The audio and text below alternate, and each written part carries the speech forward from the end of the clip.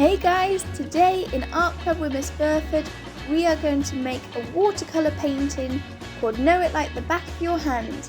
You will need a sheet of A4 watercolour paper, watercolours, maps printed onto A4 paper, a pencil, a fine liner, some paint brushes and a cup of water. The only prep that you need for this lesson is to print maps of the local area, so geological maps or street maps, or you could get the children to choose their favourite places that they've been on holiday, like I've done here. I've done the Blue Mountains in Australia and a map of London. For this example, I've chosen the Blue Mountains map to work with.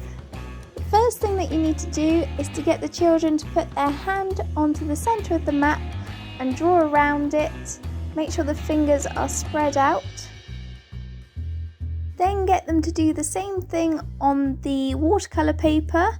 So just get them to put their hand in the centre, spread their fingers out as best as they can so it matches up to what they did on the map, and just draw around them in pencil again.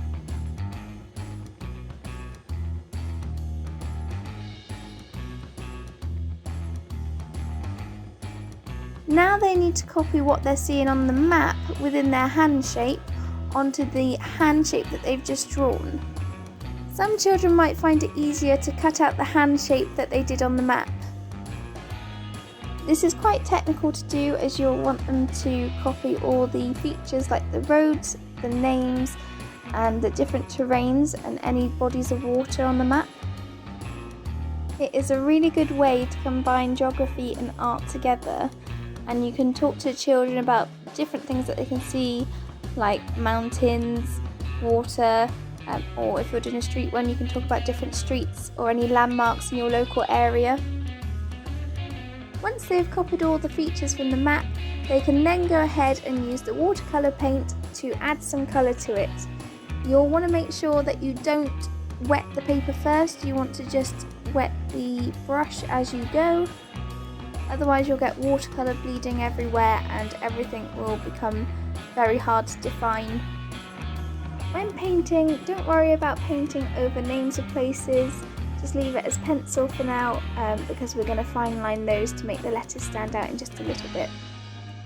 If you are doing this project with maps of your local area, you could always cut out the hands and then you could arrange them into a heart shape as a display idea to show that you love your local area. Leave this to dry before the next step. Depending on how much water was added to the watercolours will depend on how long you need to leave it to dry, but mine took about half an hour to dry.